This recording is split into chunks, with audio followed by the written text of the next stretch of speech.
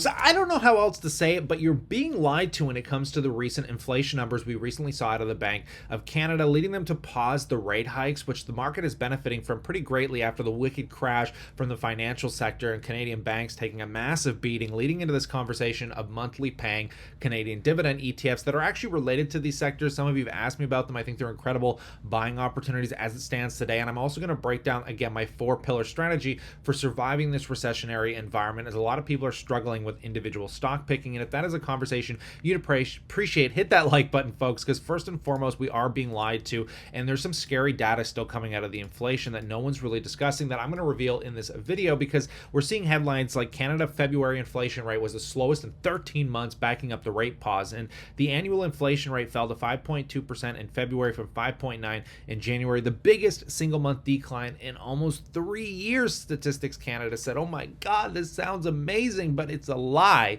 It's a damn lie, and I'm going to explain to you why. So taking a look, here's the annualized inflation data that is projected on a monthly basis. So right now we're sitting at 5.2%, as they mentioned in that article, which is the calculation of the last 12 months looking backwards. We don't want to look backwards, we want to look forward. So how do we do that? Well, we actually take a look at the February damn inflation rate. What was the February inflation number? And it was at 0.4%.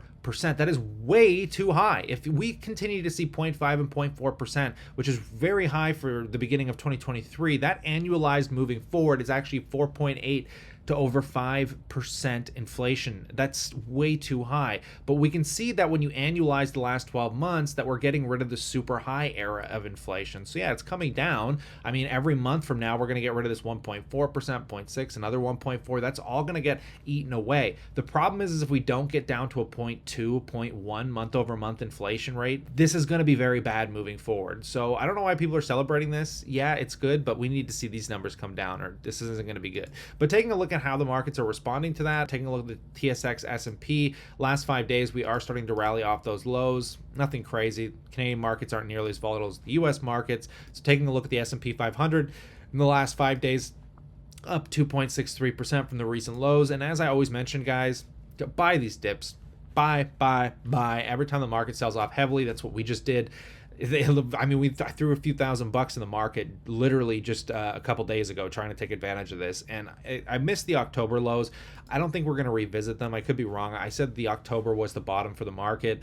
Obviously, just speculating. You know, it's fun gambling a little bit, but I threw like $10,000-$15,000 in the market somewhere down here in October. What a great buying opportunity! So every time we get these massive dips here, you know, that's when I try and buy, and I literally say this on the channel all the time. I can't help myself. I'll find money somewhere to buy those lows. And taking a look at some of the favorite sectors I'm watching, obviously the banking sector that I have huge exposure to here in Canada, because things like Bank of Nova Scotia are paying 6.18%. If we go take a look at the 5-year, I mean, this is some pretty unusual low stuff. We're 15% below the 5-year numbers, right? I mean, the last time we were this low, obviously in the pandemic, unusual time, but going back before the pandemic, I mean, you'd have to go back to 2015, 2016 time frame. I think this is a great place to be buying these stocks. They can afford these dividends. They're not cutting them. Look at Toronto Dominion Bank at 4.88%. It's down 23% year to date. And again, sitting pretty close to those 5-year lows. You take a look at Canadian Imperial Bank, again, 5.9% dividend on the 5-year, sitting below its 5-year low. Pretty incredible stuff. And again, excluding the pandemic period. But somebody asked me this question, not really a question, but a very intriguing comment, which was from Daniel saying, I will be cost averaging into ZEB, doing $500 a month and putting it into the DRIP, the dividend reinvestment plan. When I get my tax return, one big lump sum into SCHD, that is my 2023 goal. And I think this is a beautiful thing to be doing. Again, not financial advice, but ZEB is the BMO Equal Weight Bank Index ETF.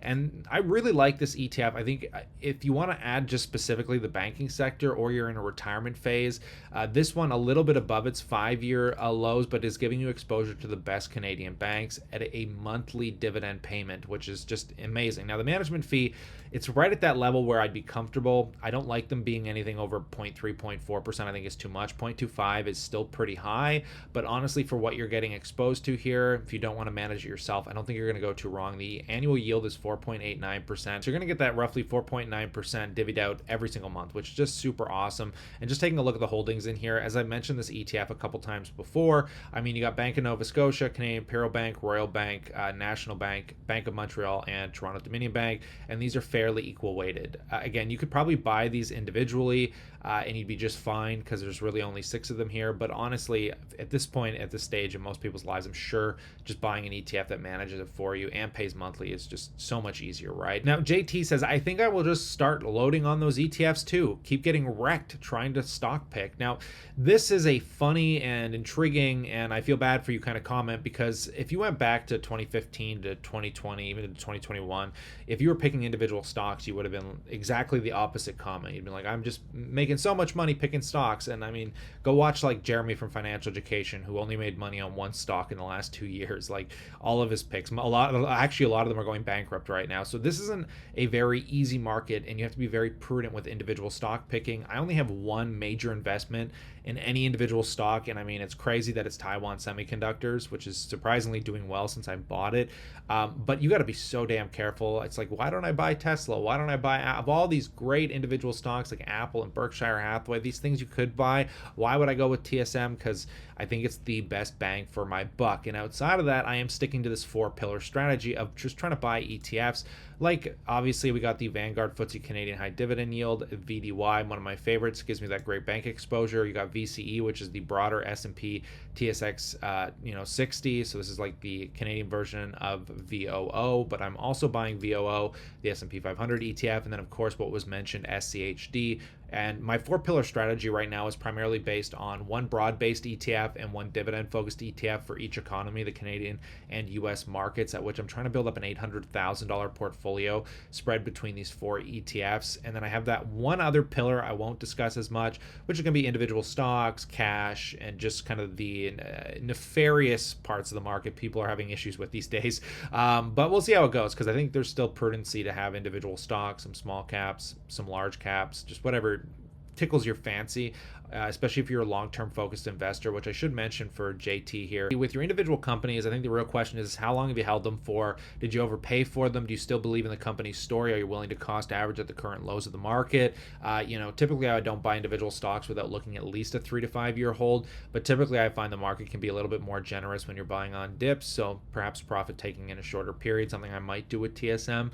But outside of that, we do have another question here coming from Filippo. Is VCE the same as XIU? So VCE being the Vanguard FTSE Canadian Index ETF, which is my favorite here in Canada because there's only really 2 good options, which is XIU and VCE. But I want to show you something about these 2 ETFs, because one's from BlackRock and one's from Vanguard, and they really are the exact same ETF. There is no difference outside of one thing that should kind of piss you off a little bit, and that is the management fee.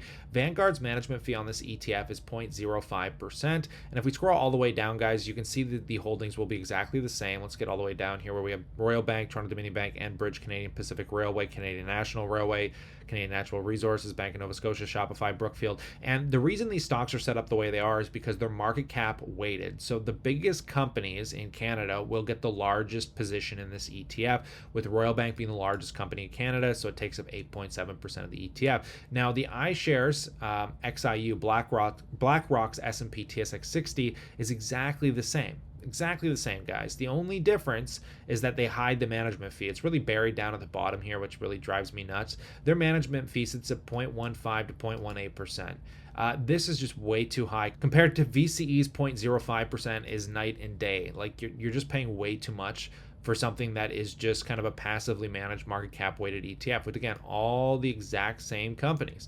So, if you're just going to hold the same companies, why pay an extra fee when Vanguard gives you such a much better management fee? But these are just my points, and to be cost averaging when the market cycle is down is amazing. I don't know what's going to happen with inflation here. I think we're being largely lied to, and you do not want to look at the trailing 12 months. You want to continue to project the numbers out forward, because that's what's going to make the Fed inevitably debate what they're going to do, which we get the U.S. numbers coming out very shortly as well. There's going to be a lot of market volatility this week, but I'd love to know what you think in that comment section below.